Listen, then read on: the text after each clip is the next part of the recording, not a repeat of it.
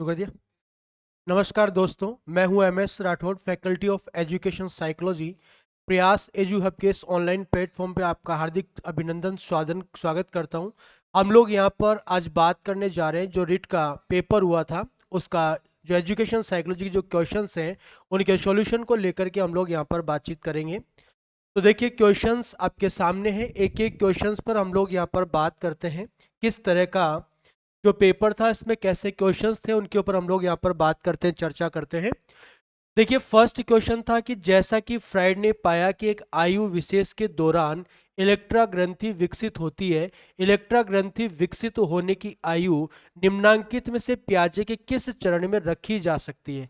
देखिए दोस्तों, ये जो प्रश्न है इस प्रश्न में कंपैरिजन करवाया गया है सिगमंड फ्राइड की जो मनोलैंगिक विकास की अवस्थाएं हैं उनमें, और दूसरा आपका जीन पियाजे के जो संज्ञानात्मक विकास की अवस्थाएं हैं उनमें। यहाँ पर कंपैरिजन के आधार पर इस प्रश्न का जवाब देना है।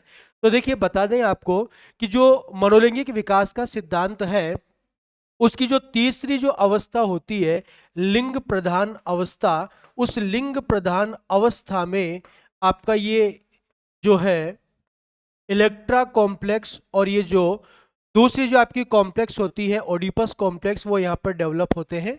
ठीक है, और जो लिंग प्रधान अवस्था जो है उसकी अवधि जो मानी गई यहाँ पर, वो अवधि आप लोग जानते हैं कि पहली अवस्था होती है मुख्य अवस्था जिसकी अवधि होती है जन्म से लेकर के 1 वर्ष, दूसरी होती है गुदावस्था जिसकी अवधि होती है 2 से 3 वर्ष, और तीसरी आपकी लिंग प्रधान अवस्था जिसकी अवधि होती है 4 से 6 वर्ष।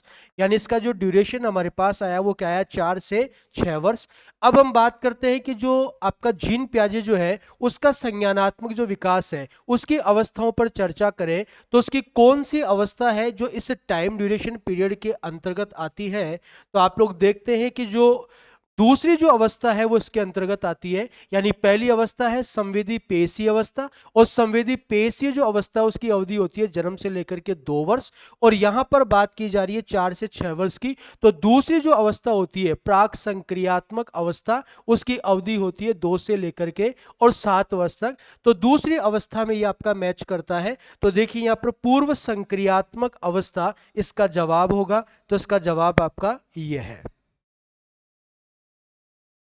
अब देखिए, नेक्स्ट आपका क्वेश्चन है कि किशोरावस्था के अंत तक मांसपेशियों का भार शरीर के कुल भार का कितना प्रतिशत हो जाता है। तो ये शारीरिक विकास का प्रश्न है, और आप लोग वहाँ जो फैक्ट्स हम लोग जब उनका अध्ययन करते हैं तो उसमें हम लोगों ने एक फैक्ट्स पढ़ा था जो बताया जाता है कि किशोर की मांसपेशियों का भार जो होता है वो टोटल बॉडी वेट का 44% यानी 44% हो जाता है। और यहाँ पर अगर नियरेस्ट देखें तो एग्जैक्ट 44% यहाँ पर नहीं है, लेकिन नियरेस्ट यहाँ पर 45% दे रखा है, तो इसी को हम लोग सही मानेंगे। अब देखिए, नेक्स्ट क्वेश्चन है कि निम्नलिखित में से कौन सी जीन पियाजे द्वारा प्रदत्त मूर्त संक्रियात्मक अवस्था की विशेषता नहीं है। यानी मूर्त संक्रियात्मक जो अवस्था है उसकी विशेषता यहाँ पर नहीं है। तो देखिए, मूर्त संक्रियात्मक जो अवस्था है उसमें जो प्रॉपर्टीज डेवलप होती हैं उनके ऊपर हम बात करें तो पहला ऑप्शन दे रखा कि विचारों की विलोमनीयता। तो आप जानते हैं कि यहाँ पर उत्क्रमणशीलता या पलटावी जो गुण है वो डेवलप हो जाता है, तो ये तो इसकी विशेषता है। फिर दूसरा यहाँ पर संरक्षण। तो आप लोग जानते हो कि जो मूर्त संक्रियात्मक अवस्था है उसमें 3 प्रॉपर्टीज डेवलप होती है। एक संरक्षण का गुण विकसित होता है, एक आपका जो दूसरा यहाँ पर जो संबंधता है उसका गुण विकसित होता है, और तीसरा आपका वर्गीकरण का गुण यहाँ पर विकसित होता है। तो ये भी इसकी विशेषता है। फिर क्रमबद्धता व पूर्ण अंश प्रत्ययों का उपयोग, ये भी यहाँ पर विकसित हो जाता है, तो ये भी इसकी विशेषता है। फिर लिखा है संकेतात्मक कार्यों का प्रादुर्भाव। अब देखिए, संकेतात्मक कार्यों का जो प्रादुर्भाव है ये आपका मूर्त संक्रियात्मक अवस्था की विशेषता नहीं है, बल्कि ये विशेषता जो विकसित होती है वो इससे पूर्व की जो अवस्था है, यानी जो संवेदी गामक जो अवस्था है वहीं से ये स्टार्ट हो जाता है, वहीं पर इसकी चर्चा कर ली जाती है। तो ये इसका जवाब है, ये इसकी विशेषता नहीं है। अब देखिए आगे बात करें तो निम्नलिखित में से कौन सी अवस्था में शारीरिक विकास की दर सबसे धीमी गति से होती है, यानी फिजिकल डेवलपमेंट जो है उसकी स्पीड सबसे कम कहां पर होती है। तो आप लोग जानते हैं कि शैशवावस्था में शारीरिक विकास की गति सबसे तीव्र होती है, जबकि बाल्यावस्था में शारीरिक विकास की गति सबसे धीमी होती है। तो शारीरिक विकास की सबसे धीमी जो गति होगी वो आपकी होगी कहां पर, बाल्यावस्था में। अब देखिए निम्नलिखित में से कौन सा विकल्प सुमेलित है, यानी कौन सा सही तरीके से मैच करता हुआ है इसमें। तो आप देखो सिगमंड फ्राइड विश्लेषणात्मक मनोविज्ञान, ये सुमेलित नहीं है, क्योंकि आप जानते हैं सिगमंड फ्राइड जो है उनका मनोविश्लेषणवाद है, ठीक है। एडलर जो है वो नव मनोविश्लेषणवादी है, ठीक है। उसके बाद जीन पियाजे विकासात्मक मनोविज्ञान, तो यही आपका यहां पर सही है, क्योंकि जीन पियाजे जो है वो विकासात्मक मनोविज्ञान से जुड़ा है। इनको हम लोग father of child development psychology के नाम से जानते हैं। तो यही वाला ऑप्शन यहां पर सुमेलित है, बाकी ये भी सुमेलित नहीं है। जुंग जो है वो भी मनोविश्लेषणवादी है, तो ये भी मनोविश्लेषणवाद से जुड़े हुए हैं। अब आता है किशोरावस्था में बालक अच्छे से तैयार होते हैं, दर्पण में अपने चेहरे को निरंतर देखते हैं तथा केवल अपने आप से प्यार करते हैं। फ्राइड ने किशोरावस्था की इस विशेषता को क्या कहा है। देखिए यहां पर वर्ड साफ साफ लिखा है, अपने आप से प्यार करते हैं, और अपने आप से प्यार करते हैं तो इसका मतलब होता है आत्ममोह, स्वमोह, यानी कि नार्सिज्म। नार्सिज्म जो है वो इसके लिए यहां पर यूज होता है, और वर्ड यहां पर लिखा हुआ आपका आत्ममोह, तो यही इसका मतलब है। अब नार्सिज्म जो होता है वो एक तो आपका शैशवावस्था में होता है और एक आपका किशोरावस्था में होता है। तो यहां पर किशोरावस्था में जो प्रवृत्ति होती है इसको आत्ममोह, नार्सिज्म कहा जाता है। अब देखिए दृष्टि से ओझल हो जाने के बाद मस्तिष्क से ओझल हो जाना किस विकासात्मक अवस्था की विशेषता है। देखिए यहां पर लिखा है दृष्टि से ओझल हो जाने के बाद मस्तिष्क से ओझल हो जाना किस विकासात्मक अवस्था की विशेषता है। देखिए दोस्तों ये जीन पियाजे का क्वेश्चन है, और जीन पियाजे ने एक शब्द जो है, एक टर्म जो है, एक पद जो है उसका इस्तेमाल किया, जिसको हम लोग जानते हैं वस्तु स्थायित्व, यानी ऑब्जेक्ट परमानेंस। और ऑब्जेक्ट परमानेंस का मतलब होता है कि जब तक कोई चीज आंखों के सामने होती है तभी तक उसका अस्तित्व होता है। ऐसा बच्चा बच्चा तब तक सोचता है जब तक उसमें वस्तु स्थायित्व गुण विकसित नहीं होता है। तो ये चीज उसी से रिलेटेड है कि जब तक चीज आंखों के सामने है तब तक उसका अस्तित्व है, और जो आंखों से गायब होती है तो उसका अस्तित्व गायब हो जाता है। तो ये जो आपका है ये पूर्व, ये संवेदी जो गामक अवस्था है उसके अंतर्गत ये आता है। और आप लोग जानते हैं कि संवेदी गामक अवस्था की 6 उप अवस्थाएं होती हैं, और 6 उप अवस्थाओं में जो छठी अवस्था है उसमें ये वस्तु स्थायित्व है, यानी ऑब्जेक्ट परमानेंस का जो गुण होता है वो विकसित होता है।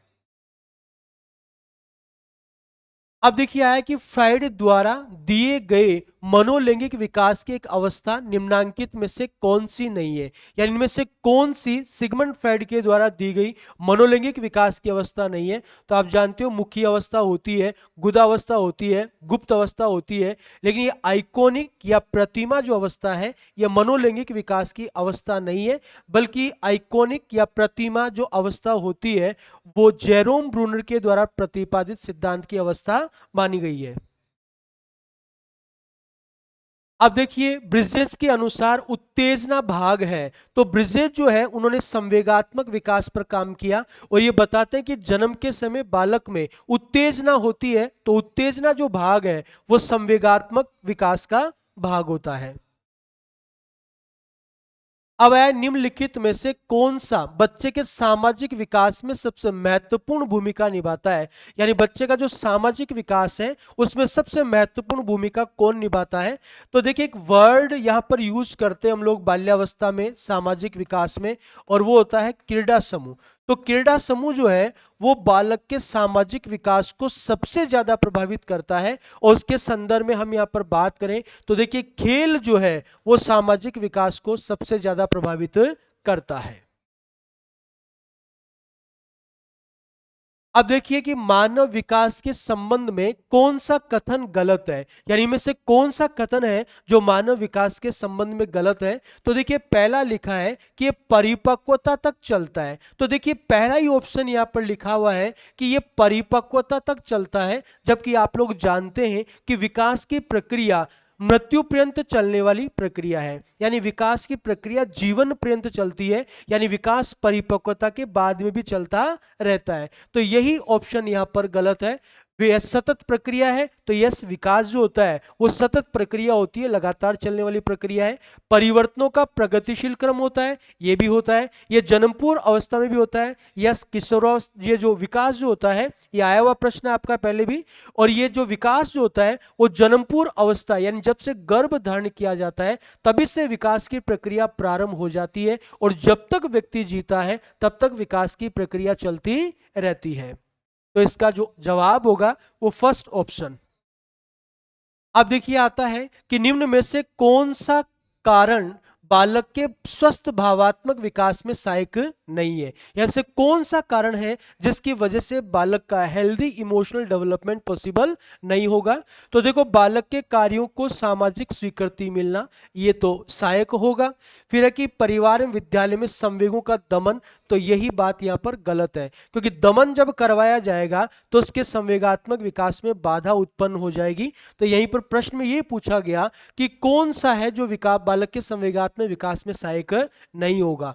फिर लिखा कि विद्यालय में उपयुक्त शिक्षण विधियों का प्रयोग करना, यह सही है। शिक्षक द्वारा व्यवहार के सही उदाहरण प्रस्तुत करना, यह भी सही है। तो इसका जवाब आपका ये। अब आइए, आपने अपने शिष्य के संवेगात्मक विकास के लिए अध्यापक को चाहिए कि, यानी अपने शिष्य का संवेगात्मक विकास करने के लिए शिक्षक को क्या करना चाहिए। तो लिखा है कि वे शिष्य के माता पिता का स्थान हड़पने की कोशिश ना करें, ठीक है। वह अपने शिष्य के प्रति प्रेम तथा स्नेह विकसित करें, यह तो सही है। आप अपने शिष्य की शरारत के प्रति भी प्रेम का रवैया अपनाएं। अपने कुछ चुनिंदा शिष्यों के प्रति पक्षपातपूर्ण व्यवहार करें। तो देखो, ऊपर प्रश्न को ध्यान से देखो, क्या लिखा है कि अपने शिष्य के संवेगात्मक विकास के लिए अध्यापक को चाहिए कि, तो इसका मतलब यह है कि तीन जो ऑप्शन है वो नेगेटिव है, एक ऑप्शन पॉजिटिव है, और जो पॉजिटिव ऑप्शन है वो यही वाला है, तो ये उसको करना चाहिए। बाकी तीनों जो काम है उसको नहीं करने चाहिए।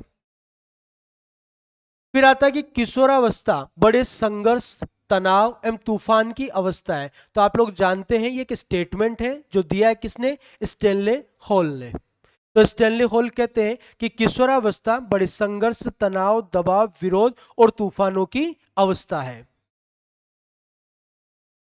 अब आता है कि विधायकता की मूल प्रवृत्ति किस अवस्था में विकसित होती है। देखिए, इस क्वेश्चन को लेकर के काफी कंफ्यूजन था, काफी आप लोगों के क्वेरीज भी आई इसके ऊपर। तो मैं आपको बता दूं कि यहाँ पर ये जो विधायकता जो शब्द है, इस विधायकता शब्द का मतलब आप लीडरशिप से इसका मीनिंग लगा रहे हैं, और लीडरशिप इसका मीनिंग नहीं है। इसका मतलब यहाँ पर जो है वो है सृजनात्मकता, यानी यहां पर विधायकता का मतलब है किससे, सृजनात्मकता से, यानी कि क्रिएटिविटी से इसका मीनिंग यहां पर है।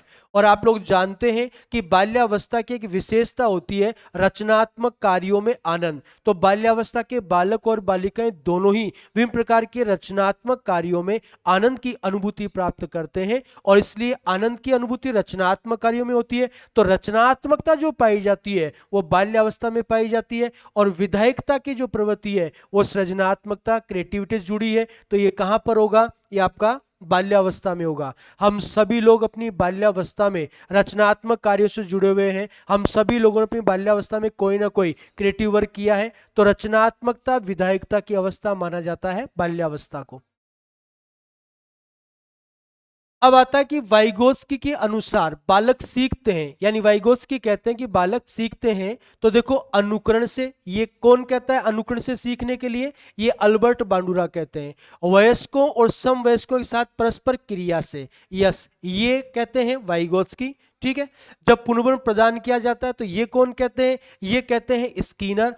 परिपक्वता होने से, तो ये कौन कहते हैं, ये कहते हैं जीन पियाजे, ठीक है। तो इसका जवाब वाइगोत्स्की के अनुसार वयस्कों और समवयस्कों के साथ परस्पर क्रिया से।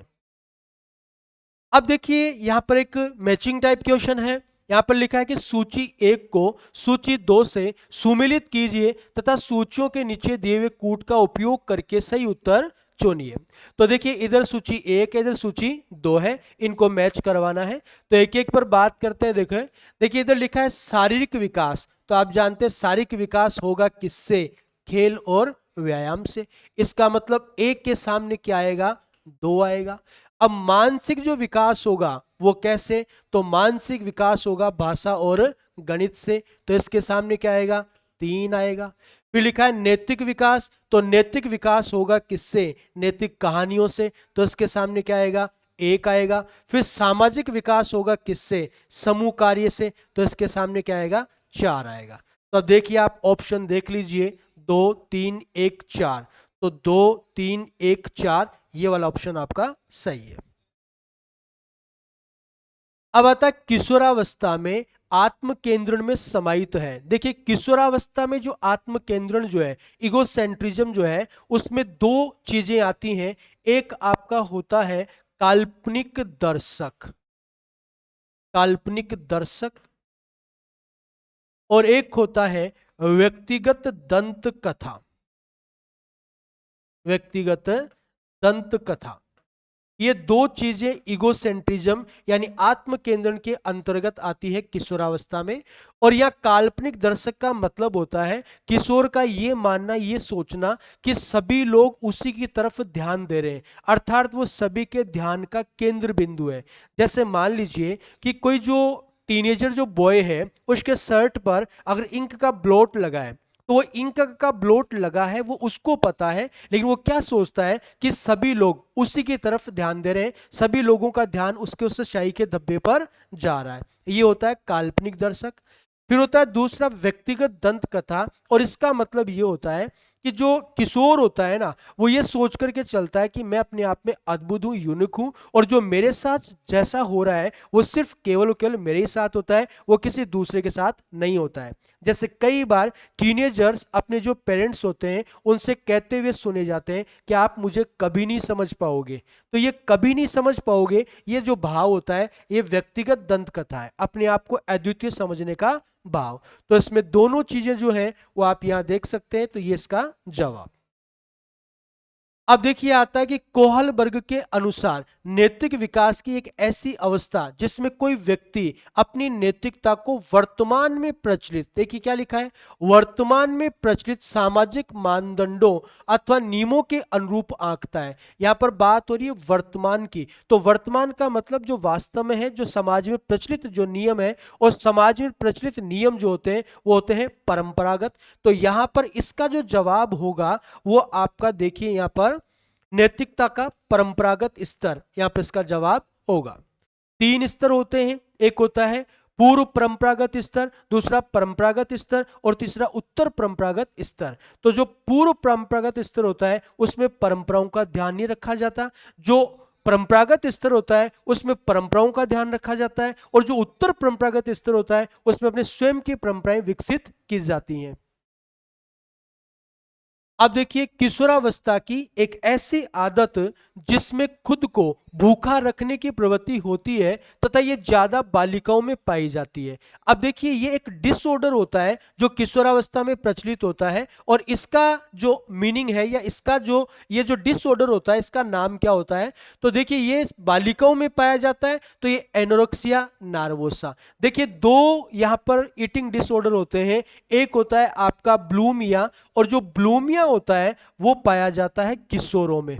एक जो है वो है ब्लूमिया, और ब्लूमिया किसमें? किशोरों में। और दूसरा जो है ये आपका एनोरेक्सिया नार्वोसा। तो जो ब्लूमिया होता है ये किशोरों में पाया जाता है, और उसमें लगातार कुछ ना कुछ खाते रहने की प्रवृत्ति होती है, क्योंकि जो किशोर होते हैं वो अपने आप को मोटा तगड़ा दिखाना चाहते हैं। और दूसरी तरफ ये आपका एनोरेक्सिया नार्वोसा ये पाया जाता है गर्ल्स में, और जो लड़कियां होती हैं वो अपने आप को भूखा रखती है, इसमें अपने आप को भूखा रखने की प्रवृत्ति होती है, क्योंकि वो स्वयं को दुबला पतला दिखाना चाहती है। तो इसका जो जवाब है एनोरेक्सिया नार्वोसा। अब देखिए इधर आता है, किसी बच्चे का दिया गया विशिष्ट उत्तर कोहलबर्ग के नैतिक तर्क के सोपानों की विषय वस्तु के किस सोपान के अंतर्गत आएगा। यानी यहाँ पर एक सिचुएशन दे रखी है और उसके अकॉर्डिंग ये किस सोपान में आएगा। तो देखिए क्या लिखा है कि यदि आप ईमानदार हैं तो आपके माता पिता आप पर गर्व करेंगे, इसलिए आपको ईमानदार रहना चाहिए। तो देखिए ये जो है ये आपका परंपरागत स्तर में आता है, और परंपरागत स्तर का यहाँ पे जो सोपान है वो यहाँ पर आता है परस्पर एक रूप अभिमुखता, जहां पर आता है गुड बॉय और नाइस गर्ल। तो देखो यहाँ पर लिखा है अच्छी लड़की और अच्छा लड़का अनुकूलन, क्योंकि यहाँ पर वो अच्छा बनकर के दूसरों से प्रशंसा प्राप्त करना चाहता है। यानी यहाँ पर ऐसा व्यवहार करना चाहता है कि दूसरे लोग उसको क्या करें, उसकी तारीफ करें, उसकी प्रशंसा करें। तो यहाँ पर फ्रेज जो है वो होती है गुड बॉय नाइस गर्ल। अब देखिए इधर एक बच्ची कहती है कि धूप में कपड़े जल्दी सूख जाते हैं, वे किस समझ को प्रदर्शित करती है। देखो क्या लिखा है कि धूप में कपड़े जल्दी सूख जाते हैं, इसका मतलब ये जो है ये कार्य कारण संबंध होता है। क्या होता है? कार्य कारण संबंध। धूप जो है जब लगेगी तो कपड़े जल्दी सूख जाएंगे, तो कार्य कारण संबंधों की बात यहां पर की जा रही है।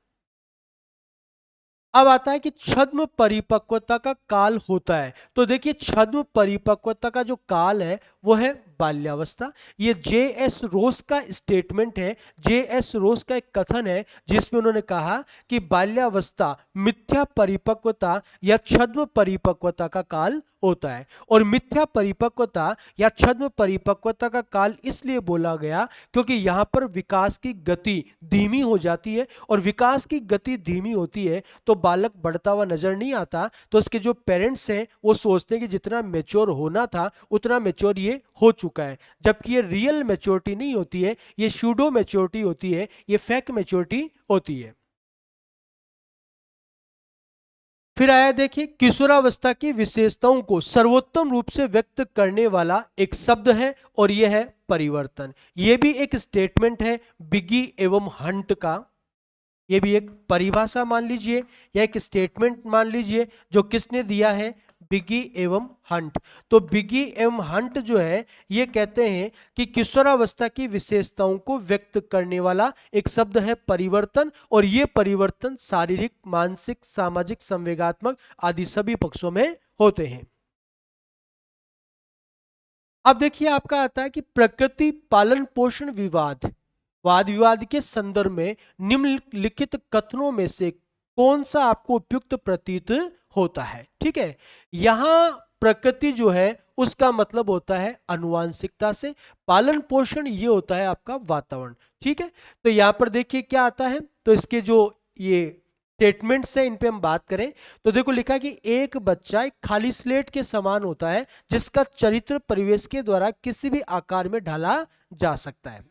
फिर है कि बच्चे अनुवांशिक रूप से उस तरफ प्रवृत्त होते हैं जिस तरफ होना चाहिए, इससे कोई फर्क नहीं पड़ता है कि वे किस प्रकार के परिवेश में पल बढ़ रहे हैं। यानी यहाँ परिवेश के प्रभाव को नकारा गया, अनुवांशिकता पर बल दिया गया।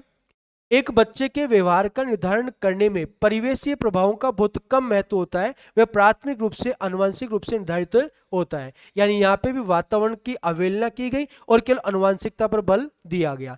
तो देखिए मैं आपको यहाँ पर बता देना चाहता हूँ कि जो विकास होता है वो वंशानुक्रम और वातावरण दोनों की वजह से होता है। यानी ना तो केवल अकेला वंशानुक्रम विकास करवा सकता है, ना केवल अकेला वातावरण विकास करवा सकता है। आप लोग जानते हैं कि development is equals to heredity multiply by environment. यानी एक प्राणी का विकास तभी होगा जब वंशानुक्रम और वातावरण दोनों का क्या होगा, गुणनफल होगा, दोनों का उत्पाद होगा। तो लास्ट का जो ऑप्शन है उसमें देखो कि वंशानुक्रम तथा परिवेश अभिन्न रूप से एक दूसरे से गुथे हुए, एक दूसरे से जुड़े हुए हैं और दोनों ही विकास को प्रभावित करते हैं। तो इसका जवाब ये सही है। अब देखिए निर्जीव वस्तुओं को सजीव गुण देने वाली प्रकृति को पियाजे ने क्या नाम दिया है। यानी यहां पर कहा कि निर्जीव वस्तुओं को सजीव गुण देने वाली प्रकृति को पियाजे ने क्या नाम दिया है। तो ये पियाजे की एक टर्म है, एक टर्मिनोलॉजी है जिसको हम लोग बोलते हैं जनात्मवाद। जनात्मवाद, जीववाद, अंग्रेजी में बोला जाता है एनिमिज्म। एनिमिज्म, और इसका मतलब होता है कि जो बालक होता है वो निर्जीव वस्तुओं को भी सजीव समझता है, या उसके नजर में पंखा, कूलर, टीवी, एसी ये सब क्या होते हैं, सजीव होते हैं। तो यहाँ पे इसका जो जवाब है वो होगा सजीव चिंतन। फिर आता है कि कर्नेल सिंह कानूनी कार्यवाही तथा खर्चे के बावजूद आयकर नहीं देते हैं। वे सोचते हैं कि वे एक भ्रष्ट सरकार को समर्थन नहीं दे सकते जो अनावश्यक बांधों के निर्माण पर लाखों रुपए खर्च करती है। वे संभवतः कोहल वर्ग के नैतिक विकास की किस अवस्था में है। तो देखिए इधर लिखा है कि कर्नेल सिंह कानूनी कार्यवाही तथा खर्चे के बावजूद आयकर नहीं देते। वे सोचते हैं कि एक भ्रष्ट सरकार को समर्थन नहीं दे सकते जो अनावश्यक बांधों के निर्माण पर लाखों रुपए खर्च करती है। तो देखो ये जो चीज है ये आपका पूर्व परंपरागत जो स्तर है उससे संबंध रखता है, क्योंकि जो पूर्व परंपरागत स्तर होता है ना उसमें व्यक्ति नैतिक प्रश्नों के जवाब अपने होने वाले लाभ या हानि के आधार पर प्रस्तुत करता है। तो इसका जो जवाब होगा वो ये। अब देखिए यहां पर मानव विकास को क्षेत्रों में विभाजित किया गया है जो है। तो देखो मानव विकास के जो क्षेत्र हैं उसको मोटे तौर पर इस तरीके से बांटा जाता है। एक होता है शारीरिक विकास, दूसरा होता है मानसिक विकास, एक होता है संवेगात्मक विकास, और एक होता है आपका सामाजिक विकास। अब ये जो ऑप्शंस आपके सामने यहां पर दिए गए हैं इनमें से इनको छांट लीजिए, वही इसका जवाब होगा। तो देखो शारीरिक, संज्ञानात्मक, संवेगात्मक और सामाजिक, फर्स्ट वाले में ही ये सब चीज आ रही है। दूसरा देखो संवेगात्मक, संज्ञानात्मक, आध्यात्मिक और शारीरिक, फिर मनोवैज्ञानिक, संज्ञानात्मक, संवेगात्मक और शारीरिक, फिर शारीरिक, आध्यात्मिक, संज्ञानात्मक और सामाजिक। तो फर्स्ट वाला जो है उसी में आपकी ये चीजें सारी यहां पर आ रही है। इसमें देखते हैं तो आध्यात्मिक नहीं होता है, इसमें देखें तो मनोवैज्ञानिक नहीं होता है, इसमें देखें तो फिर से आध्यात्मिक और संज्ञानात्मक ये आ गया। तो यहां पर इसका जवाब जो होगा वो आपका ये। अब देखिए इधर निम्न में से कौन सा कथन विकास के बारे में सत्य नहीं है, कौन सा सही नहीं है। तो विकास अंतः क्रिया का फल है, ठीक है। विकास एक व्यवस्थित श्रृंखला का अनुगामी है, ठीक है। विकास एक व्यक्तिगत प्रक्रिया है। विकास विशिष्ट से सामान्य की ओर होता है। तो देखो विकास विशिष्ट से सामान्य की ओर नहीं होता, सामान्य से विशिष्ट की ओर होता है, सामान्य से विशिष्ट की ओर होता है। तो देखिए इसका जो जवाब होगा वो पूछा कौन सा सही नहीं है, तो यही सही नहीं है। फिर आया कि वृद्धि के बारे में सही नहीं है।